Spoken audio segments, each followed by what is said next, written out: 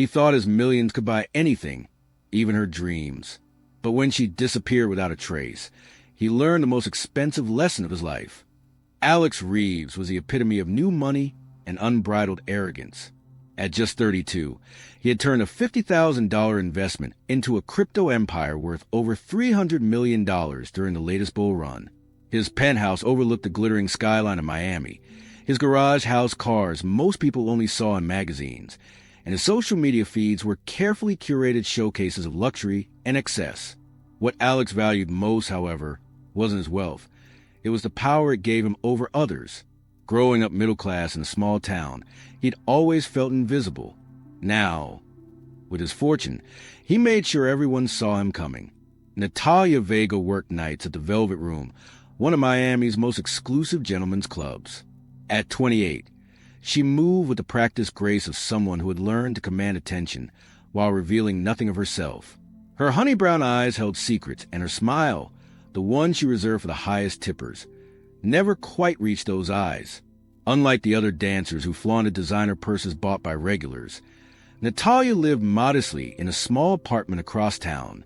She sent most of her earnings to her family in Colombia and squirreled away the rest, dollar by dollar, for what she called her real life, the one that waited beyond the neon lights in champagne rooms.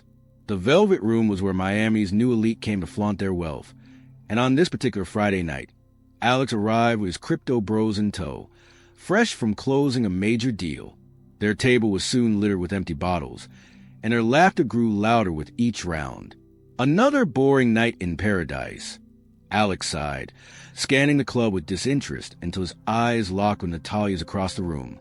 Something about her stillness amid the chaos caught his attention. "That one," he pointed. "She's different." His friend Jason snorted. "Natalia? Man, don't waste your time. She's been turning down whales bigger than you for years.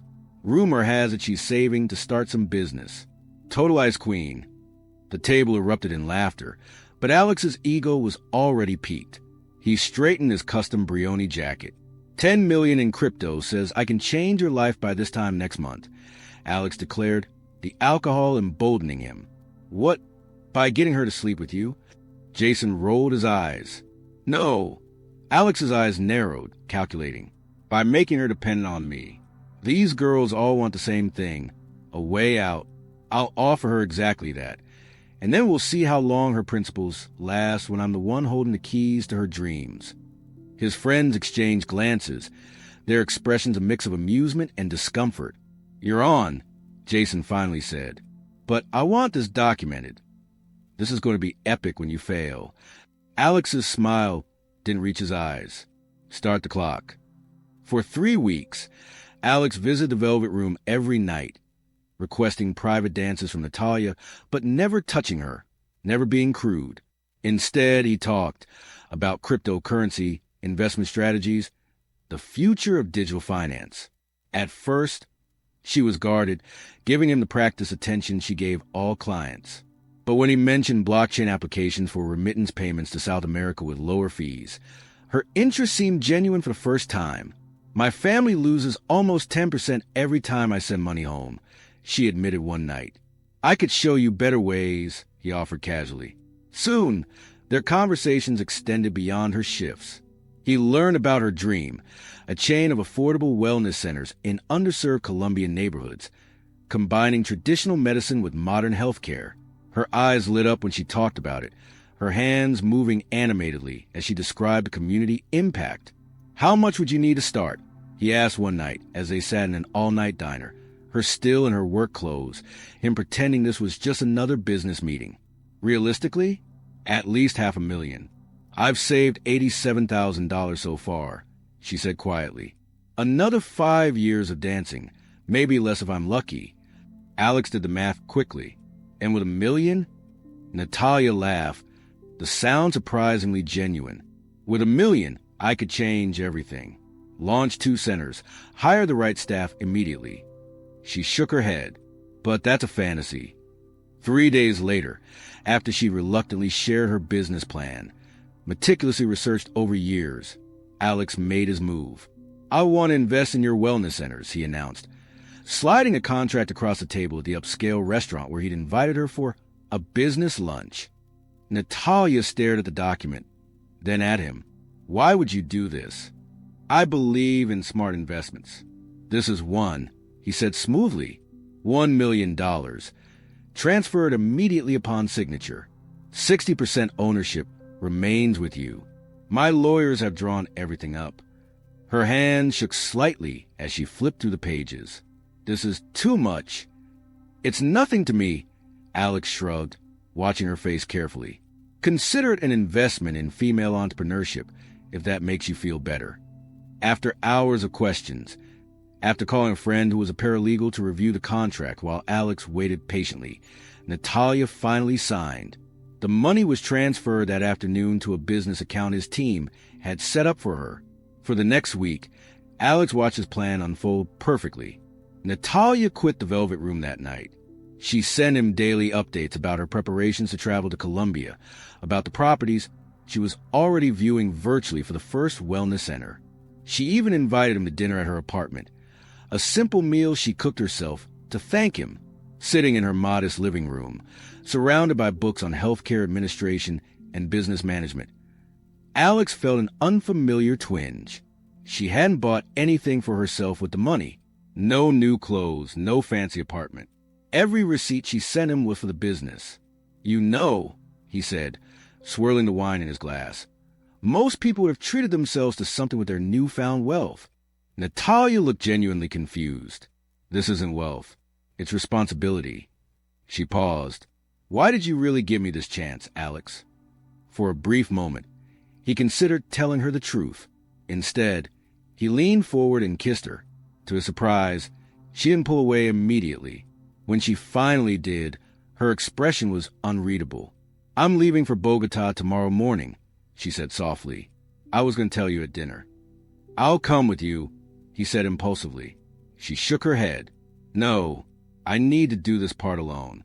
But you could visit in a few weeks when the first location is ready. See your investment in action? Alex agreed, already planning how he would document his victory to show his friends. 3 weeks passed with regular updates from Natalia, photos of buildings being renovated, contracts with local doctors, permits from Colombian health authorities. Everything seemed legitimate, and Alex even bragged to his friends about his investment while privately counting down to his victory. Then suddenly the update stopped. 1 day, 2 days, a week, no responses to texts. Calls went straight to voicemail. The business email bounced back. Alex's increasingly frantic messages were met with digital silence.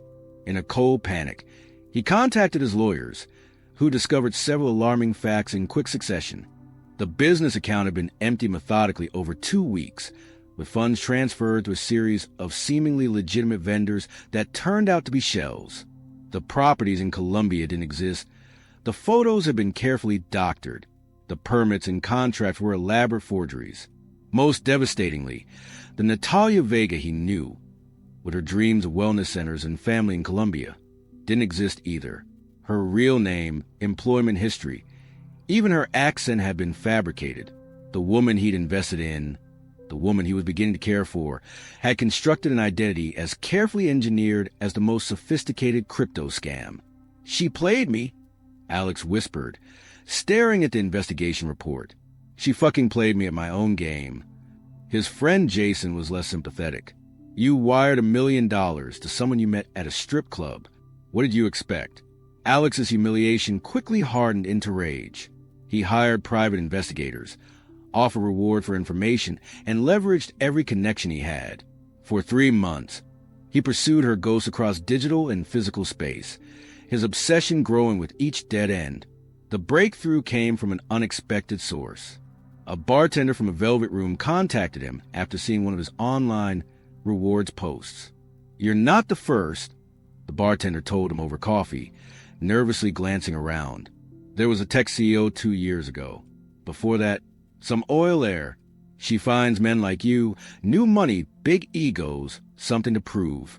The wellness center story changes slightly each time, but the pattern is the same. How many? Alex asked, his voice hollow. From what I've heard, you're number 4. The bartender slid a phone number across the table. This guy, the tech CEO, He tracked her to Buenos Aires last year. Then he suddenly stopped looking and came home. Wouldn't talk about it. Maybe he can tell you why. 2 days and a first-class flight later, Alex sat across from Thomas Brenner, former CEO of a moderately successful fintech startup. The man looked nothing like his online photos, thinner, with a calm demeanor that contrasted sharply with his aggressive business reputation. "So she got you too," Thomas said, unsurprised. "How much?" "$1 million, Alex admitted. "You?" "1.5. But I had more to lose then." Thomas sipped his water. "Let me guess, you want revenge? Justice? Your money back?"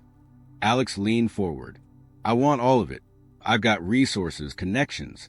If you know where she is." Thomas laughed, a genuine sound that cut Alex off mid-sentence. "I found her," he said simply. "Took me 8 months and nearly destroyed me in the process. When I finally tracked her to a small coastal town in Brazil, you know what I discovered."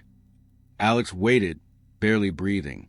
A free medical clinic, state-of-the-art equipment, doctors treating hundreds of patients who'd never had proper care, and her, working there under another name, living modestly, pouring every cent of what she'd taken from men like us into actually helping people. Alex stared in disbelief. "That's impossible. It's just another con." Thomas shook his head. "I spent 2 weeks watching that clinic, convinced it was a facade. It wasn't. She takes from the egotistical rich and gives to those truly in need. When I finally confronted her, she didn't run. She didn't apologize either." "What did she say?" Alex asked. "She asked me a question. Would you have given $1.5 million to a clinic in Brazil if I just asked nicely? When I couldn't answer, she said, 'People like you need to feel powerful when you give. I just help you part with money you'll never miss, for purposes you'd never value.'" Thomas finished his water. "Go home, Alex. Consider it an expensive lesson in humility." But Alex wasn't Thomas. He wasn't ready to accept philosophical justifications for theft. With renewed determination, he followed the trail to Brazil, eventually locating the clinic Thomas had described. It was everything Thomas had said, a modern facility in an impoverished area, providing free care to hundreds. And there she was, using the name Elena now, coordinating operations with quiet efficiency. Alex watched for 3 days before confronting her, rehearsing his accusations, his demands. When he finally stepped into her office, the recognition in her eyes was immediate, but there was no fear, only a weary acceptance. "I wonder which one of you would come next," she said simply. "You stole from me," he started, his practice speech already falling apart at her calmness. "Yes," she agreed. "I did, and I'd do it again." She gestured around the clinic. "Look around, Alex. Every cent you invested is here, not in my pocket, not funding a lavish lifestyle. Here, saving lives." She pulled out a file and handed it to him. "These are the financials. Complete transparency. $1 million has provided medical care to over 3,000 people so far. Your money specifically purchased our dialysis machines and funded our maternal health wing." Alex flipped through the pages, mind racing. Why not just ask for donations? Why the elaborate scheme? Her smile was sad. "I tried that route first. For years. You know what I learned? Men with new money don't value causes. They value conquest. They need to feel they've won something, own something. A pretty stripper's gratitude, a business opportunity, a romantic interest. The investment had to come with strings you understood." She pulled out another file, thicker with photographs.